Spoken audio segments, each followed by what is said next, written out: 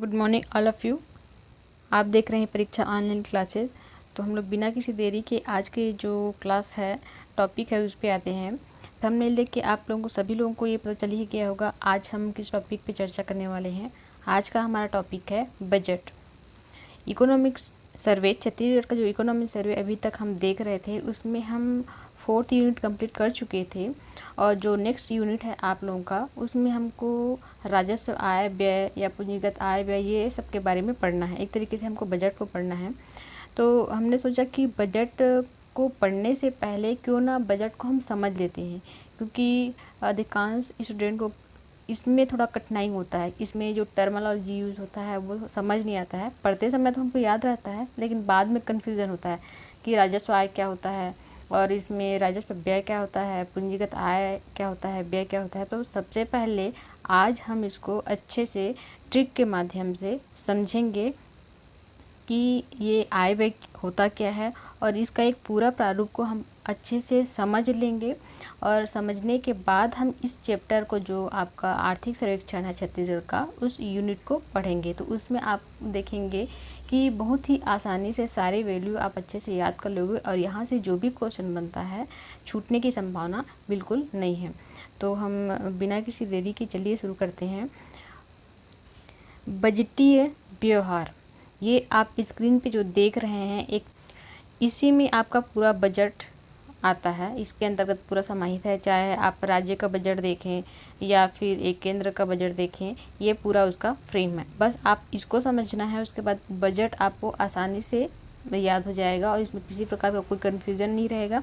और यहाँ से अधिकांश स्टूडेंट जो डरते हैं कि अरे वैल्यू याद नहीं होता है, कन्फ्यूजन होता है, समझ नहीं आता है किस वैल्यू को पढ़ें किसको छोड़ें, जो सारी आपकी परेशानी है वो समाप्त हो जाएंगी। तो आप बिना किसी संशय के आप ध्यान से देखते रहिए। यहाँ पर केवल आपको देखते रहना है, रटने के प्रयास नहीं करना है, ना ही एकदम आपको जोड़ देना है अपने दिमाग को। बस आप सुनते रहिए। एक बार में आपको समझ नहीं आता है तो वीडियो को पॉज करके 1 से 2 बार आप देखेंगे तो आसानी से आपको ये समझ आ जाएगा। इसमें सबसे पहले जैसे बजट है, तो इसको हम 2 भाग में बांट देते हैं। एक है आपका अल्पकालीन प्रकृति के व्यवहार, और दूसरा है आपका दीर्घकालीन प्रकृति के व्यवहार। मतलब सिंपल सा समझने के लिए, अगर आपको कोई चीज़ मतलब बहुत कम समय के लिए चाहिए, तो वहाँ पर आपको उसके लिए हम यूज़ करते हैं अल्पकालीन या शॉर्ट टर्म, या आपको कोई लंबे समय के लिए चाहिए उसके लिए हम यूज़ करते हैं दीर्घकालीन प्रकृति का। तो हमने सिंपल सा 2 भाग में बांट दिया, शॉर्ट टर्म और लॉन्ग टर्म। अब इसमें देखते हैं इसको बांटने की ज़रूरत क्यों पड़ती है। जैसे इसके जो अल्पकालीन प्रकृति के व्यवहार हैं, उसके अंतर्गत आता है आपका राजस्व बजटीय व्यवहार, और इस दीर्घकालीन प्रकृति के व्यवहार के अंतर्गत आता है पूंजीगत बजटीय व्यवहार। अब सबसे पहले हमको आवश्यकता है राजस्व बजटीय या राजस्व टर्म क्या होता है, या राजस्व बजट क्या होता है, और पूंजीगत बजट क्या होता है। तो आप पहले इसको राजस्व को समझिए। जैसे कहीं पे पैसे की लेन देन होती रहती है, तो वहाँ पर क्या बोलते हैं कि राजस्व का बात होता है। जहाँ पर पैसे की लेन देन होती है, मतलब पूंजी का वहाँ पे सीधा संबंध कह सकते हैं। उसके बाद पूंजी नहीं, पैसे का। उसके बाद जो पूंजीगत है, तो उसमें यहाँ पर भी पैसे का लेन देन होता है, लेकिन पूंजी में क्या होता है, कोई भी पूंजी या परिसंपत्ति क्या है, जैसे आपका घर है, एक तरीके से आपका पूंजी है, वो स्थायी रहता है, तो इसके लिए उपयोग किया जाता है। अब इसको 2 भाग में बांटते हैं, फिर इसको एक एक को अच्छे से हम समझेंगे। राजस्व बजटीय व्यवहार को 2 भाग में बांटते हैं। एक तो राजस्व आय है, दूसरा राजस्व व्यय है। उसके बाद है पूंजीगत में भी है आपका पूंजीगत प्राप्ति और आय, उसी को आप समझिए पूंजीगत आय और व्यय। यहाँ पर टर्म जो लिखा है उसमें कन्फ्यूजन होगा, सिंपल से आप समझिए आय और व्यय। अब इसमें से पहले हम समझते हैं राजस्व आय, ये क्या होता है। ऐसे सार्वजनिक आय जिसमें किसी वित्तीय देनदारी में ना वृद्धि होती है और ना ही परिसंपत्ति में कमी होती है। इसको एक बार और अच्छे से सुनिए। ऐसे सार्वजनिक आय जिसमें किसी वित्तीय देनदारी में ना तो वृद्धि होती है और ना ही परिसंपत्ति में कमी होती है, ये हो गया आपका राजस्व आय। उसके बाद हम पूंजीगत आय को समझते हैं, दोनों को साथ में लेके चलते हैं।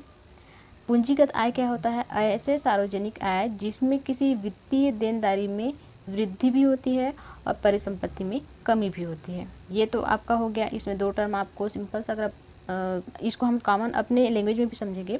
एक तो राजस्व आय में ना तो कमी होगा ना ही वृद्धि होगा, लेकिन पूंजीगत आय में क्या होगा, वृद्धि भी होगा और कमी भी होगा। अब व्यय क्या है, राजस्व व्यय को अगर हम समझें,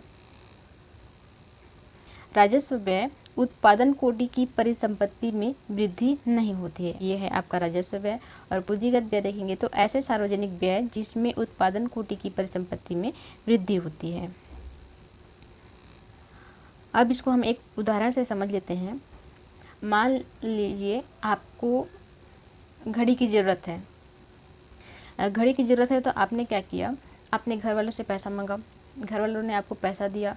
तो घर वाले की जो परिसंपत्ति में है, मान लीजिए जितना का भी आपका मूल्य है घड़ी का 200-250, या फिर आप अपने बजट के हिसाब से ले रहे हैं, उन्होंने आपको पैसा दिया। अब आप क्या किए, पैसा लिए, उसके बाद उस पैसे को लेकर के आपने घड़ी खरीद लिया, या फिर आपके पास पैसा था उस पैसे से आपने घड़ी खरीद लिया। तो घड़ी खरीद लिया, तो घड़ी खरीदने के बाद उसका आप क्या करेंगे, क्या आपका शौक था, आपने उपयोग किया। तो यहाँ पर अगर इसका वैल्यू देखेंगे तो ना तो किसी प्रकार की उस घड़ी खरीदने से आपने कोई परिसंपत्ति या पूंजी निर्माण किया, क्या नहीं। और आपने पैसा लिया था तो उस पैसे से आपके एकदम पूंजी में या आय बजट में कोई कमी हो गई, क्या नहीं हुई। तो यहाँ पर जो राजस्व आय है जिसको हमने समझ रहे थे, तो उसमें राजस्व, सिंपल सा आप राजस्व शब्द को समझिए। राजस्व शब्द समझ जाते हैं तो आय व्यय को समझ जाती है। इतना तो आपको समझ आता है, आय मतलब आपको वृद्धि हो रही, व्यय मतलब आपके जो आय है उसमें कमी हो रही। एक प्लस है, दूसरा माइनस है, सिंपल से। तो राजस्व हम यहाँ पर आय व्यय तो सबको समझ आता है। यहाँ पर कन्फ्यूजन केवल राजस्व आय और पूंजीगत आय या व्यय में होता है। राजस्व व्यय हुआ या पूंजीगत व्यय, तो यहाँ पर हम दोनों को तोड़ ले रहे हैं। आय व्यय सबको समझ आता है तो इसको समझाने की जरूरत नहीं है। हम राजस्व और पूंजीगत को फोकस करते हैं कि किसको कहेंगे, ताकि अच्छे से हमको टर्मिनोलॉजी समझ आ जाए। राजस्व आय क्या हो गया, हमने अब एग्जांपल दिया, आपने घड़ी खरीद लिया। तो आप उतने घड़ी खरीदने से ना तो आपने कोई बहुत बड़ा संपत्ति खड़ा किया, क्या नहीं, उसमें आपने ज़रूरत का जो सामान्य समय के लिए, उस समय के लिए जहाँ पर आपको घड़ी की आवश्यकता थी वो पूरी हो गई। तो अब इससे आप ऊपर जो शब्द हमने उपयोग किया था अल्पकालीन, इसको भी आप अच्छे से समझ सकते हैं। ये जो आवश्यकता थी जिसको आपने पूरा किया वह अल्पकालीन था। घड़ी खरीदने के बाद आपका जो घड़ी है वह आगे जाके आपको परिसंपत्ति देगा, क्या किसी प्रकार का कोई धन या बहुमूल्य धन देगा, क्या नहीं देगा। तो सिंपल सा हो गया एक एग्जाम्पल। अब एक एग्जाम्पल हम लेते हैं दूसरे प्रकार का।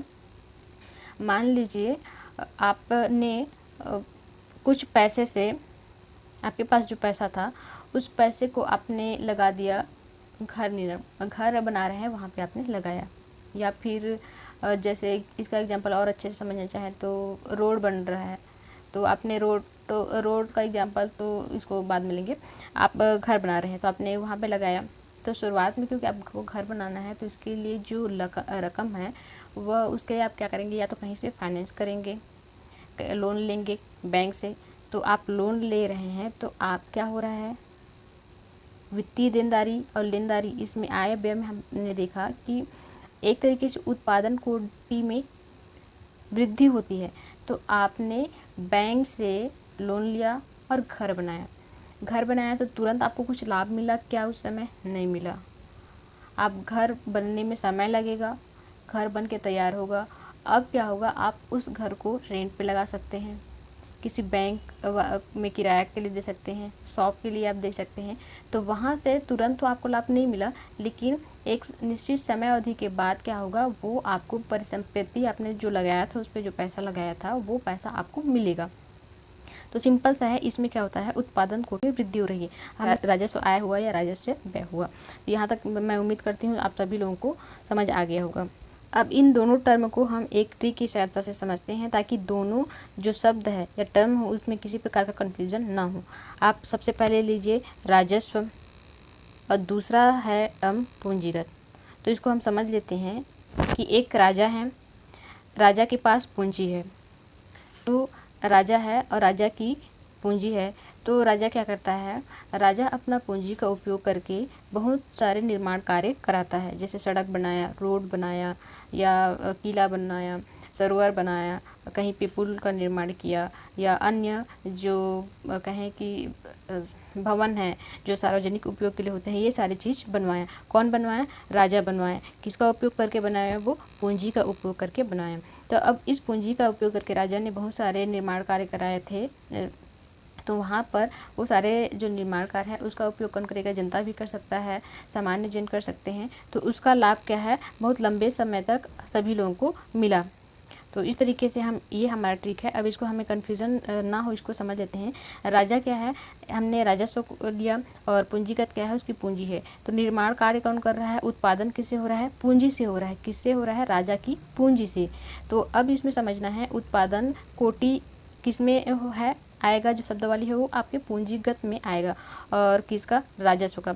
राजा स्वयं जाता है क्या निर्माण कार्य करने के लिए, नहीं जाता है, वो किसी न किसी अपने सहयोगियों को भेजता है। तो राजस्व में, राजस्व बजट में या राजस्व आय में परिसंपत्ति या उत्पादन कोटि का निर्माण नहीं होगा, ये केवल किस में होगा, पूंजीगत में होगा। इस तरीके से आप दोनों में अंतर कर सकते हैं।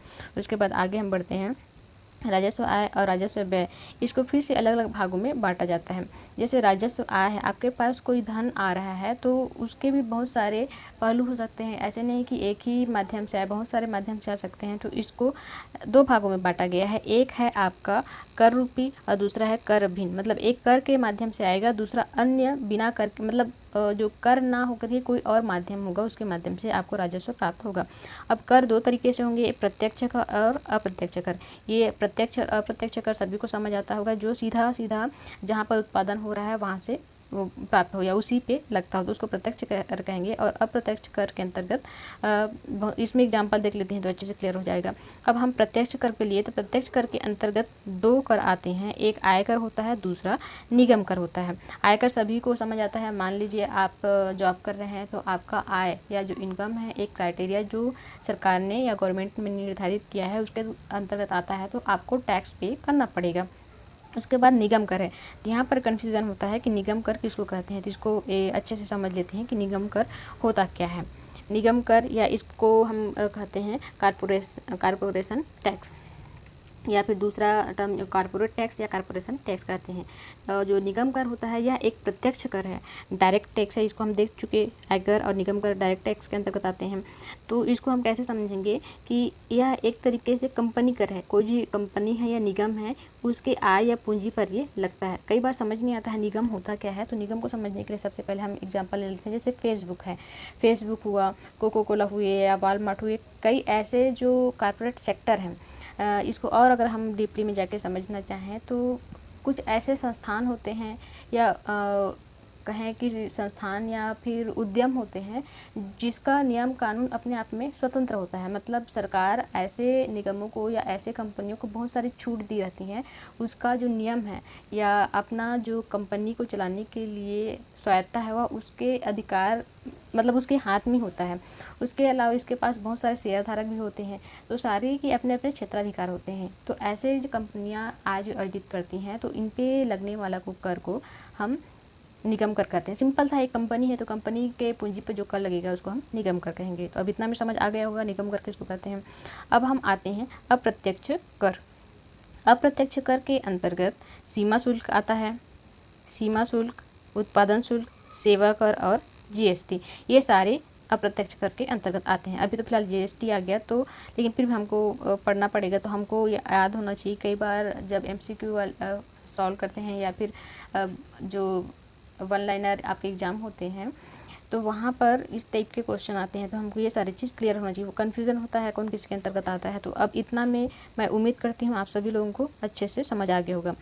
अभी तक हम किसको देख रहे थे, राजस्व आय के अंतर्गत ऐसे आय को या ऐसा पैसा जो किसके माध्यम से आता है, कर के माध्यम से आता है, टैक्स के माध्यम से आता है। टैक्स को भी हमने दो पार्ट में डिवाइड किया, डायरेक्ट और इनडायरेक्ट। इनडायरेक्ट के अंतर्गत सीमा शुल्क, उत्पादन शुल्क, सेवा शुल्क और जीएसटी, और डायरेक्ट के अंतर्गत आयकर और निगम कर। अब हम देखते हैं कर भिन्न आय, मतलब जो गैर कर या गैर कर राजस्व कह सकते हैं इसको। इसके अंतर्गत क्या क्या आएंगे, ये आते हैं जुर्माना शुल्क, रेलवे डाक विभाग, सरकारी कंपनी का लाभांश और ब्याज सब्सिडी।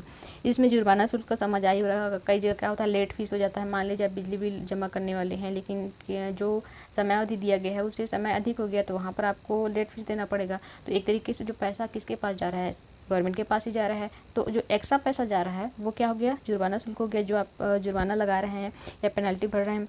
उसके बाद रेलवे डाक विभाग के माध्यम से जो जा रहा है, इनके माध्यम से जो पैसा वो इसके अंतर्गत आ जाएगा, कर भिन्न आय के अलावा। उसके बाद सरकारी कंपनियों का लाभांश। लाभांश कैसे कहेंगे इसको समझने के लिए, जैसे कई सारी कंपनियां हैं, वहाँ पर गवर्नमेंट के शेयर लगे रहते हैं। लेकिन स्वामित्व तो किसके हाथ में होता है? प्राइवेट सेक्टर के हाथ में ही होता है। लेकिन गवर्नमेंट का जो शेयर लगा हुआ है तो उसके लाभांश से जो पैसा प्राप्त होता है उसको, वो भी गवर्नमेंट का ही पैसा है। तो सरकारी कंपनियों के माध्यम से जो लाभांश लगे हैं या जो हम समझ रहे हैं एक शेयर के माध्यम से जो पैसा कमा रहे हैं वो इसके अंतर्गत आ जाएगा। ब्याज सब्सिडीज को हम कैसे समझ सकते हैं? जैसे सब्सिडी अगर शब्दावली जिसको समझ आता है तो इसमें समझाने की ज़रूरत नहीं है, और जिनको सब्सिडी समझ नहीं आता तो इसको समझ देते हैं उनके ऐसे विद्यार्थियों के लिए। जैसे अभी आप सभी लोग देखते होंगे, आप बीच में बहुत इस पे चर्चा था, ये न्यूज़ में भी था, जब आप गैस सिलेंडर पे गवर्नमेंट सब्सिडी दे रहा था। आप योजना पढ़ते होंगे तो इसके अंतर्गत इसको पढ़ ही चुके होंगे। जैसे आप 200 रुपये देना रहता था, उसके अंतर्गत उनको क्या कराता था, गैस चूल्हा देता था, गवर्नमेंट सिलेंडर देता था। उसके बाद प्रत्येक लाभार्थी को क्या था, 1500 तक का सब्सिडी देता है।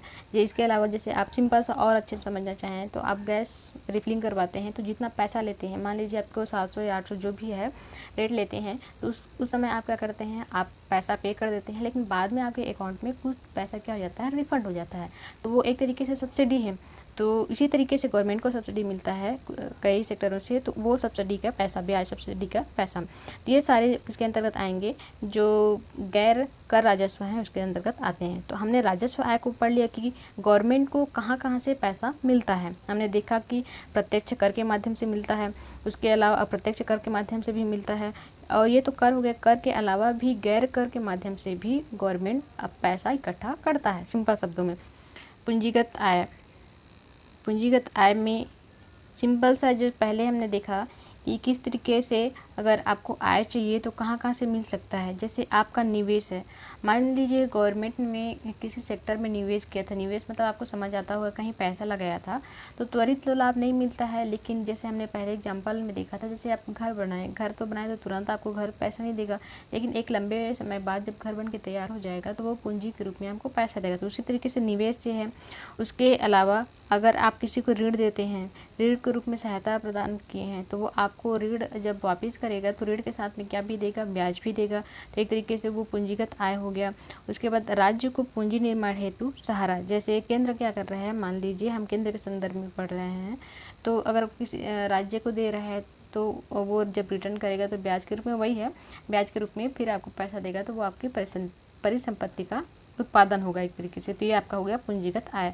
और उसके बाद पूंजीगत व्यय में देखेंगे तो पूंजीगत व्यय में विनिवेश से प्राप्ति, अगर आपने एक तरीके से विनिवेश से पूंजीगत व्यय, कहीं पे आप पैसा लगा रहे हैं तो पैसा शुरुआत में आप तो पैसा लगा रहे हैं, आय हमने देखा कि पैसा लगाया था, तो जब वो पैसा हमने लगाया था, मान लीजिए आपने फिक्स डिपॉजिट किया है, ये कहीं पे फिक्स डिपॉजिट कर रहे हैं या फिर मान लीजिए EMI भर रहे हैं, तो शुरुआत में तो आप EMI भरेंगे तो पैसा तो दे रहे हैं ना भाई। बाद में EMI भरने के बाद जिसके लिए भी आप EMI भर रहे हैं, मान लीजिए आपने एक बाइक खरीदा है तो शुरुआत में आप पैसा लगा रहे हैं, तो बाद में जब आपका EMI कंप्लीट हो जाएगा तो बाइक आपका हो जाए, तो एक तरीके से आपका पूंजी बन गया। या मान लीजिए EMI आप घर के लिए भर रहे हैं, तो शुरुआत में तो आप पैसा लगा रहे हैं, तो आप व्यय कर रहे हैं, खर्च कर रहे हैं, तो वही है विनिवेश की प्राप्ति। यहाँ पर थोड़ा ये होना चाहिए, इसमें को सुधार लीजिएगा, आप नोट्स बना रहे होंगे। आपका ये हो गया व्यय है ना, ये व्यय होगा पूंजीगत व्यय। तो विनिवेश से मतलब आप पैसा लगा रहे हैं तो वहाँ पर खर्च कर रहे हैं। तो उसके बाद ऋण है, अगर आप किसी को ऋण दे रहे हैं तो एक तरीके से आपका पैसा खर्च हो रहा है, व्यय हो रहा है। उसके अलावा आपका भूमि अधिग्रहण कर रहे हैं, मान लीजिए कहीं भी आप ज़मीन ले रहे हैं तो शुरुआत में आपको पैसा लगाना पड़ेगा, भले ही ज़मीन आपको बाद में पैसा देगा। तो एक इसके किसके अंतर्गत आ गया, ये पूंजीगत व्यय। तो मैं समझती हूँ इतना में आप सभी लोगों को अच्छे से समझ आ गया होगा। रूपरेखा इस तरीके से रहेगी, ये आय हो गया, ये व्यय हो गया। अब आय को हमने पहले क्या समझा, राजस्व आय हो गया और पूंजीगत आय होगा। अब राजस्व आय कहाँ कहाँ से होगा, कर राजस्व होगा, गैर कर राजस्व होगा। और कर राजस्व किस तरीके से, एक तो प्रत्यक्ष होगा और अप्रत्यक्ष होगा। प्रत्यक्ष के अंतर्गत क्या क्या हम देखे थे, निगम कर देखे थे, उसके अंतर्गत निगम कर के अलावा कर देखे थे, प्रत्यक्ष कर देखे थे जो टैक्स लगता है। अप्रत्यक्ष कर के अंतर्गत आपने क्या देखा था, आपने उत्पादन शुल्क देखा था, सीमा शुल्क देखा था, उसके अलावा GST इसके अंतर्गत आ जाता है। उसके बाद गैर कर राजस्व के अंतर्गत बहुत सारे आप देखे, व्यापारिक राजस्व और प्रशासनिक राजस्व इसके अंतर्गत आ जाएंगे। जो एग्जाम्पल देखे थे वही है, उसको थोड़ा शब्दावली को के रूप में लिख दिया है। ये तो हो गया आपका, क्या हो गया आपका राजस्व आय। अब हम पूंजीगत आय को देखते हैं। पूंजीगत आय के अंतर्गत पूंजीगत आय कहाँ से मिलेगा, एक तो ऋण दे रहे हैं, आप किसी को घरेलू दे रहे हैं, मान लीजिए छोटे स्तर पर दे रहे हैं या फिर अंतर्राष्ट्रीय स्तर पे दे रहे हैं, कहीं पे भी आप पूंजी देंगे या ऋण देंगे तो ब्याज के रूप में जब वो पैसा देंगे तो वो आपको पूंजी बनेगा।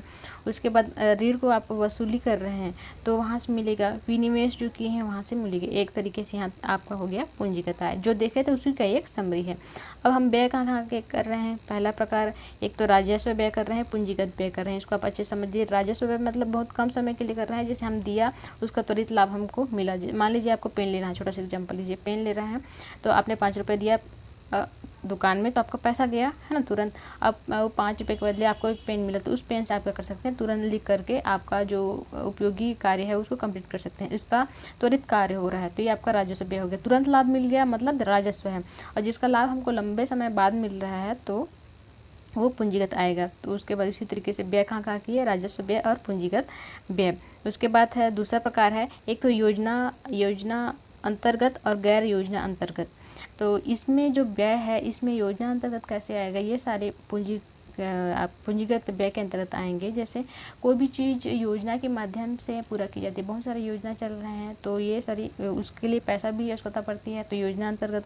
और गैर योजना अंतर्गत कैसे हो जाएगा, मान लीजिए त्वरित कुछ ऐसे घटना घट गई तो ये गैर योजना। मान लीजिए कहीं पे कुछ दुर्घटना हो गई, बहुत बड़ी दुर्घटना हो गई, या फिर कहीं पे युद्ध छिड़ गया, या आपातकालीन घटना हो गई, कहीं बाढ़ आ गया, कहीं सूखा पड़ गया या भीषण आपदा आ गई, तो ये किसी योजना के अंतर्गत शामिल नहीं होते हैं। ये त्वरित घटनाएं हैं जिसके लिए बजट में एक्स्ट्रा पैसा रखा जाता है कि अगर त्वरित ऐसे घटना हो गई तो उसके लिए पैसा हमारे पास होना चाहिए, क्योंकि ऐसे समय में आप अधिनियम लाओगे, पूरा प्रोसीजर करोगे, तब तक तो बहुत देर हो जाएगा ना, इसलिए अलग से पैसा रखे रहते हैं जो गैर योजना अंतर्गत व्यय होता है।